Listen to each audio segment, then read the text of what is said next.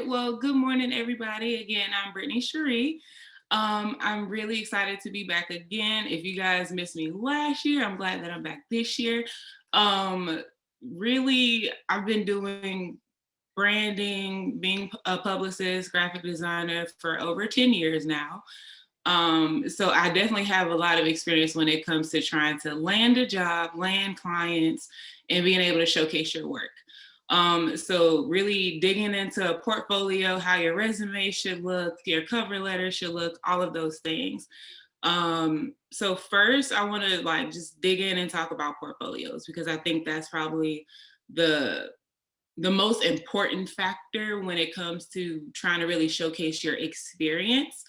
So let me share my screen with you guys. All right, let's see if I can get this. I'm going to show you guys my very old portfolio, and I also have the printed version of it. I have not opened this thing since 2015, but it really does help to have both, having a digital copy and having a printed copy. Mainly having a printed copy if you're really just going to be one of those people that go out in person to try to land a job. And digital is really easy to send as an attachment with your resume or load onto LinkedIn or Indeed and things like that. So I'm just going to show you first what a portfolio looks like, and then I'm going to show you how you can build your own. I built mine in Adobe InDesign. I was going to show you guys how to do it on Canva, because Canva has become like this new wave of doing design work, but you guys are going to be design experts, so there is no need for me to show you the cheat way. Okay, so the very first slide, I always want to make sure you include either your logo, your signature, and you digitize it. Something that really just says who you are and what you do. Keeping your portfolio as simple and clean as possible is really, really important. You want your work to do all of the talking. You don't want it to be busy or anything like that. So keeping your background completely white, or do like gray or black. Don't go with a bright color or anything like that. It's going to take away from your work. Down here, you'll see we have like a title and then like a brief description. When I show you in InDesign, I actually think you should do it a different way. These are things that I learned over time. So again, you want to make sure that your portfolio kind of tells a story. So this project in particular is just a concept for a magazine. So it has ads in different like articles and things of that nature, what it could look like. So for this one, this is more so on the branding side of things, showing a logo and how it can be applied. And then again, this is another digital magazine. When I was in college, I was set on having a digital magazine, so my portfolio catered to that. So whatever you want to do after graduation or what you want to do now, if you're really heavy on websites, you want to showcase websites. If you if you mainly want to do logos and flyers, you want to showcase logos and flyers, and apply to jobs that are going to cater to what you want to do. You don't want to just apply for a job just to get the job and you're not even doing what you love or showcasing the true talent that you have. So let me show you in InDesign how to get where I got. So the best thing to do first, and please let me know if I'm going too fast. I'm trying to cram a lot in 30 minutes. I think it's best if you have your pages laid out in landscape and keep it the size of a sheet of paper. Again, it's something that you can print out and carry with you. This is 8.5 by 11. It's not super, super bulky and it's not flimsy, so it does protect your work. And then you don't have to honestly worry about your margins or bleeding or anything like that. You just want to go ahead and create the page. The first thing I typically would do is just load up a whole bunch of blank pages. I don't add anything in it or anything like that. I add maybe 5 or 6 different pages and figure out exactly what I want to showcase. If your work is not organized on your flash drive or your hard drive, and you haven't looked at anything in a while, but you know you really like the project, don't open InDesign yet. Organize your files, figure out what you want to showcase first. Once you do that, then you can hop into InDesign. Let me see if I can make this a little bigger, because the cameras are all in the way.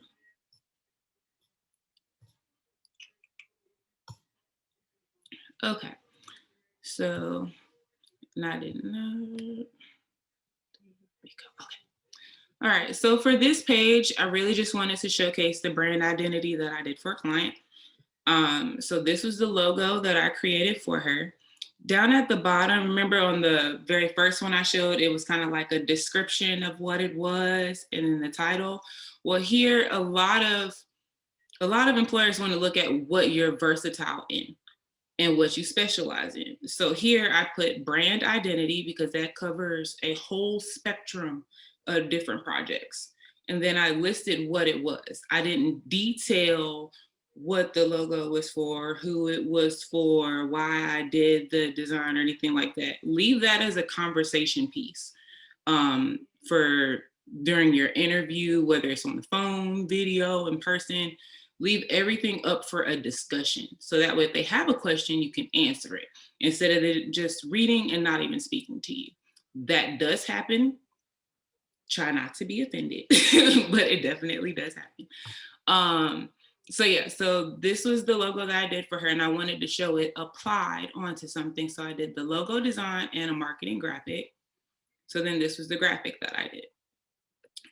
If I take away the lines, this is literally all we're gonna see when we print it out. I feel like this is not enough. It needs to have something, because right now it just looks like a picture on a piece of paper.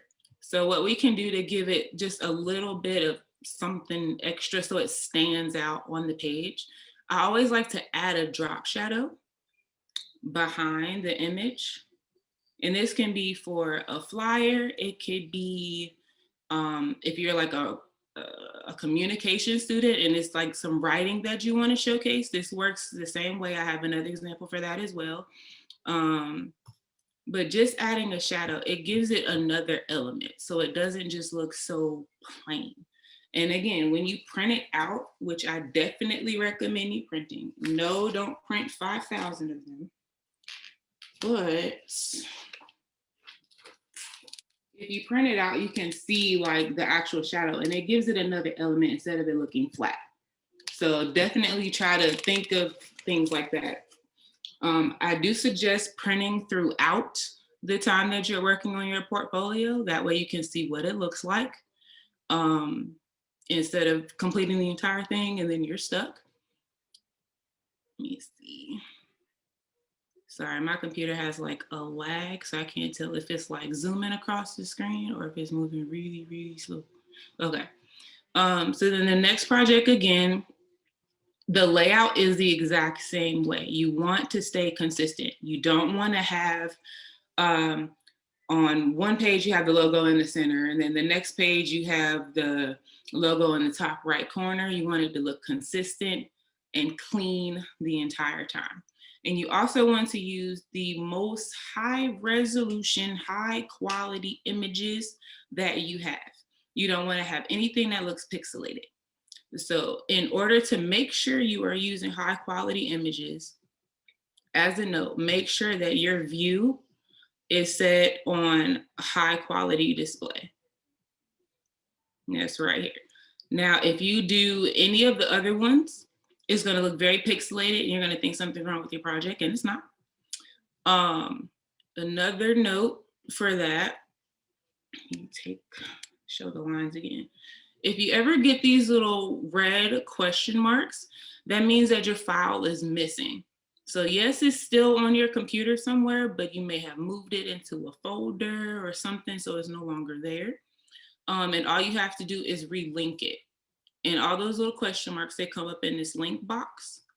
All you need to do is go to your project and redrop it back into the file, and it goes right back. Okay. All right, so as I mentioned, for like a communication student, if you have something that's writing based and you want to showcase that, this was a marketing strategy that I did for a client. And again, no, it's not the most glamorous looking thing because this is exactly what I sent them. But there are ways to make them stand out. So instead of just putting the writing, if they have some form of visual that goes along with them, or something that it end up being implemented into, you want to showcase that as well, but keep it clean. So again, you can add a shadow to it if you want to, but you have to remember that some of these lines are not, all these lines are not going to be there.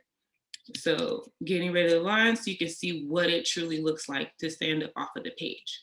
Now I could add one to this as well. And so then I have an option. I can go with how this page looks, where I feel like it has a little bit more character compared to the other side.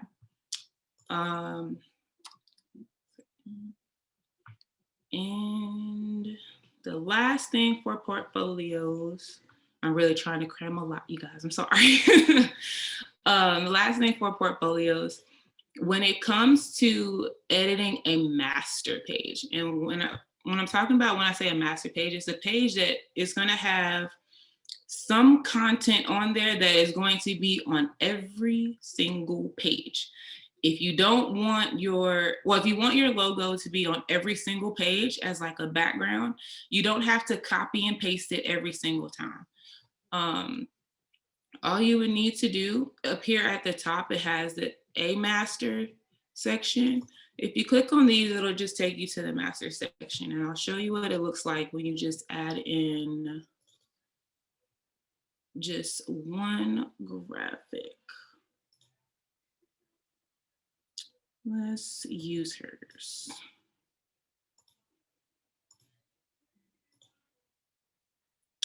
Ooh, that is tiny. All right, so let's say that I wanted this logo to be on every single one of my pages on the left-hand side. And this is only going to apply to the pages on the left, okay? So now if we look, you'll see that logo is there. I can't click it, I can't move it or anything. The only way to change that is to go back to the master page, and then I can move it around, okay? Definitely make sure you take advantage of your layer section.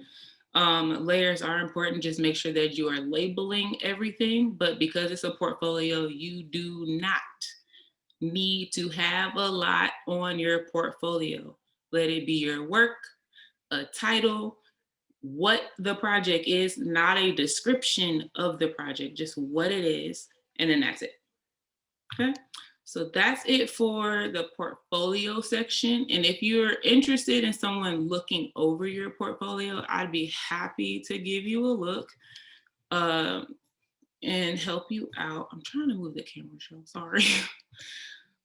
Next, I'm going to show you guys some resumes. Now, everyone has a different opinion of how resumes can look and what they should showcase, what information, how detailed, and all of that. There is no true correct way to do a resume. Somebody may not agree with that, but it is very, very true. Everyone looks for something different. Every employer is different. Now, I went back to 2012 and pulled up every resume that I've had. I am very embarrassed at the amount of stuff that I thought was okay.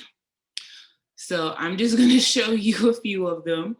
And I'm gonna tell you what was right and what was wrong about all of them. So this is my first resume from 2012. Immediately, all of this color is not necessary. It is way too bright and no one can read yellow. So color choices are very, very important. Your layout is always key. So spacing wise, I could have did a lot better. But starting out, I thought I was doing it right and it was okay. So 2014, I decided to get rid of everything that made it look fun and just kept it a simple one page. This is boring. no one is going to pay attention to it, then they're going to throw it away.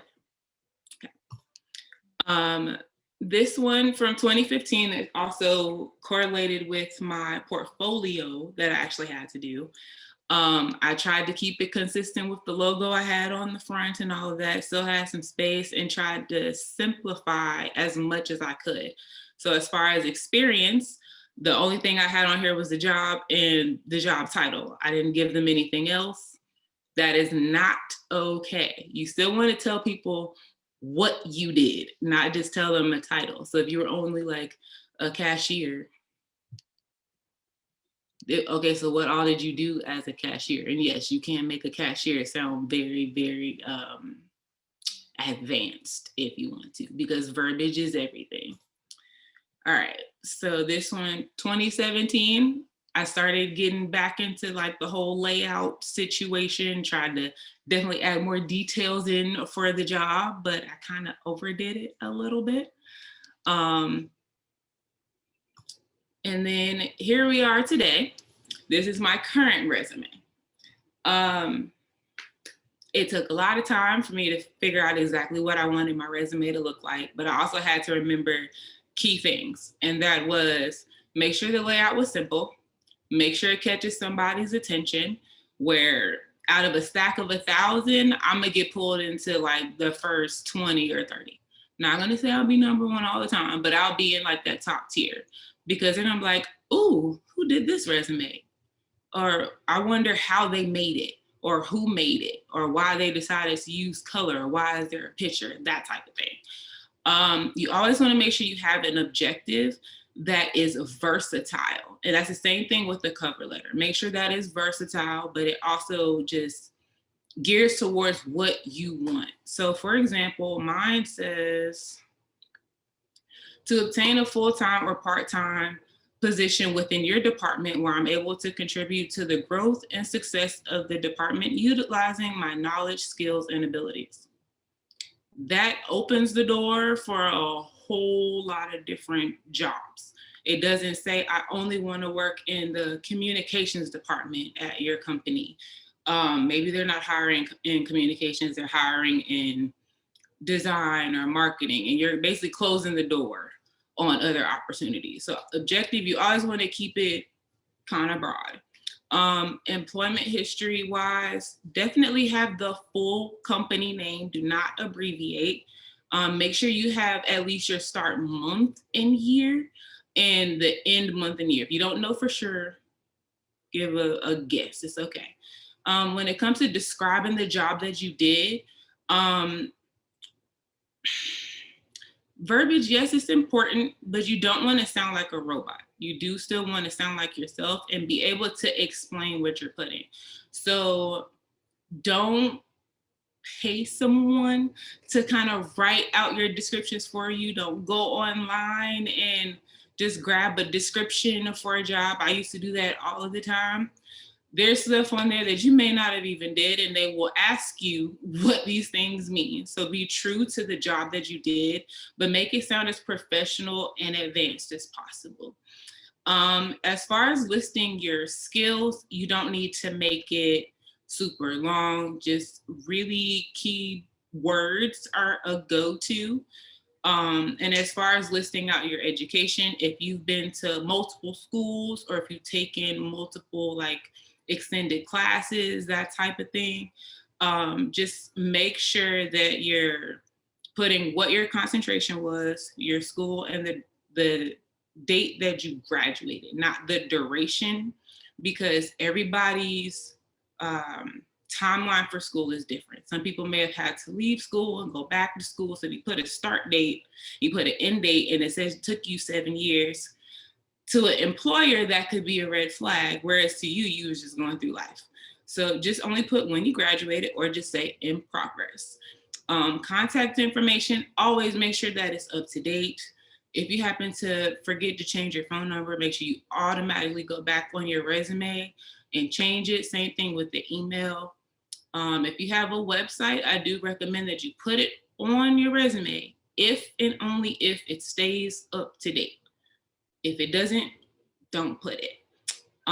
As far as references, I'm not big on putting their actual contact information, because again, you're giving your resume out to all kinds of people everywhere, could be posted on the internet.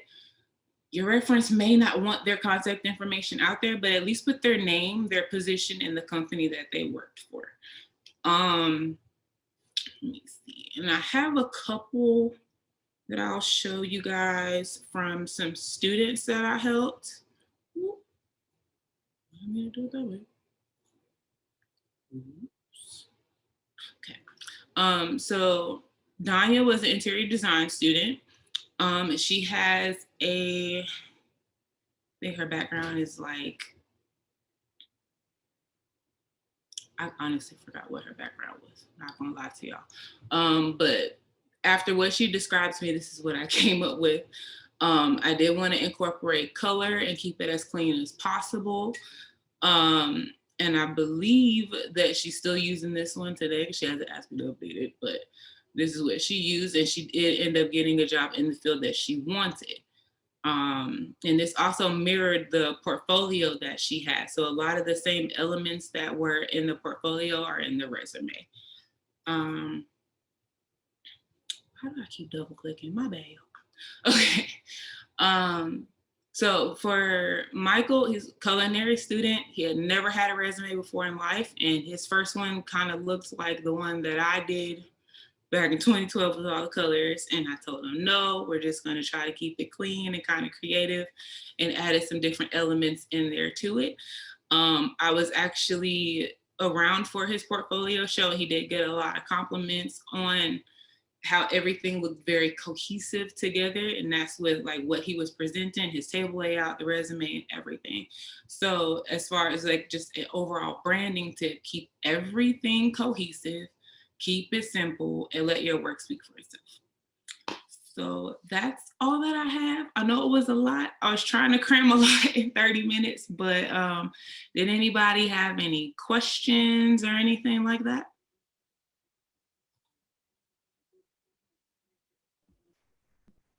I have a couple.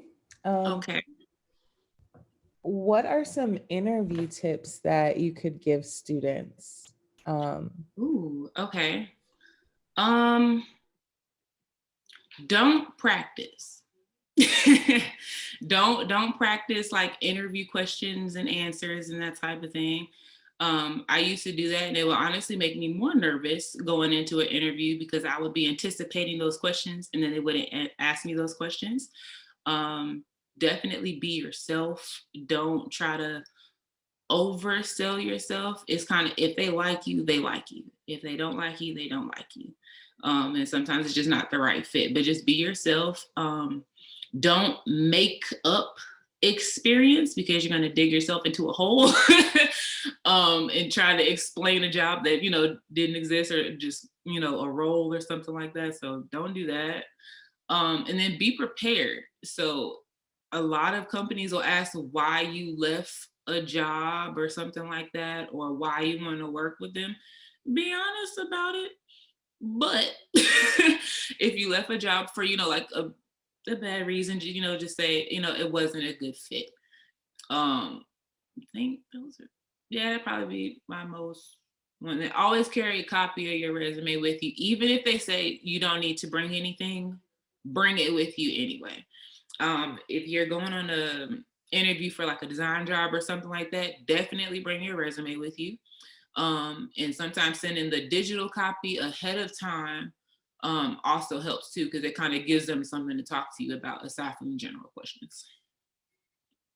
I love it. Would students be able to request your service to critique their resume, or would you be able to help design resumes for them? I am willing to do both.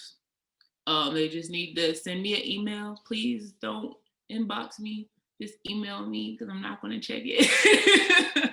But definitely email me and I'll help with either one. Okay.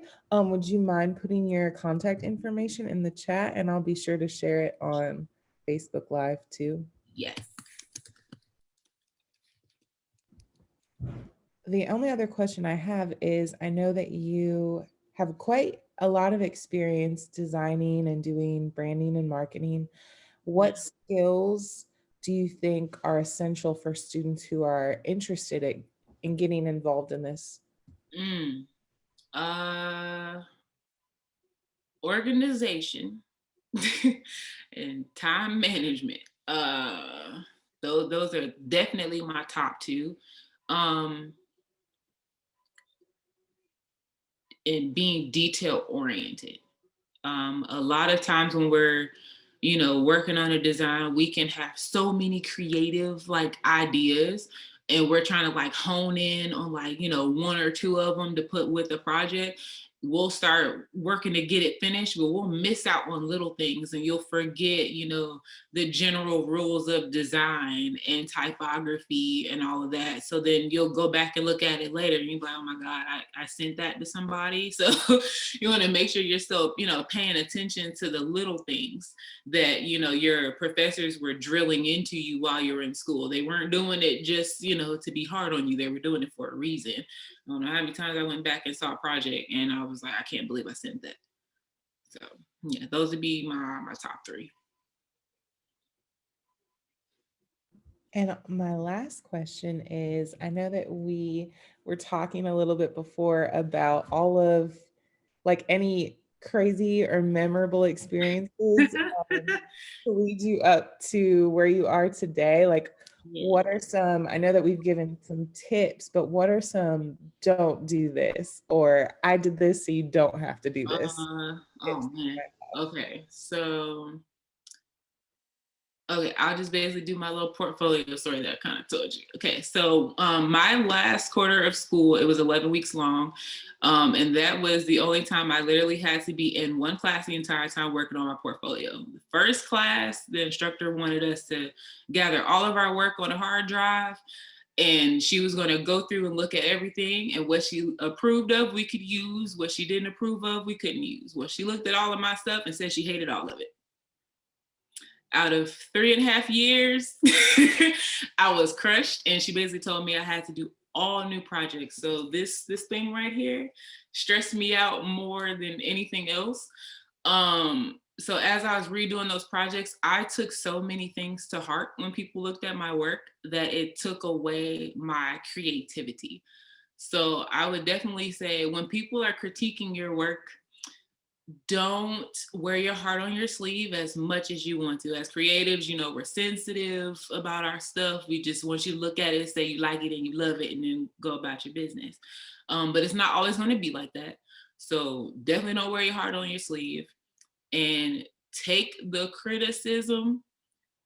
Use what you need. You don't have to change everything to make everybody like your work, because I can tell you, out of this entire portfolio, I haven't touched it since 2015 because I hate everything in it. Because I didn't feel like truly invested in my work. Definitely make sure, like organization wise, that you're not walking around with a key ring full of flash drives like I did. I had like 12 different flash drives before I, discovered just go get a hard drive. And I could never find my work anywhere. So if you're that student that's like always procrastinating, that's never organized, you don't label a file, and you have like version 1 final and then final 2B and all that kind of stuff, like stop now, start labeling your stuff, get organized, because you're gonna give yourself a headache. And don't spend a lot of money on a portfolio. I got mine from Etsy for like $10. And I know some of my classmates were spending $100, $200 and didn't do anything with it after, portfolio. So don't spend a lot of money, but invest your time wisely when it comes to really working on crafting your portfolio and your resume, because this is something people are, yes, going to judge you on. So right now, I wouldn't even know what projects I want to put in a new portfolio that I would feel comfortable saying, hey, this is all of my work. This is what I can do. Because did I really put forth all of my effort and creativity into those projects for me to say they truly represent myself? So yeah, that'd be my last little tidbit. I love it. Well, if no one else has any questions, I don't see any others in the chat or on Facebook. I want to thank you so much. This has been so informative. I enjoyed seeing your face this morning. And I'm sure students will be reaching out to you to get that resume looked at. I'll definitely be looking. So y'all go ahead and send them over. Thank you for having me.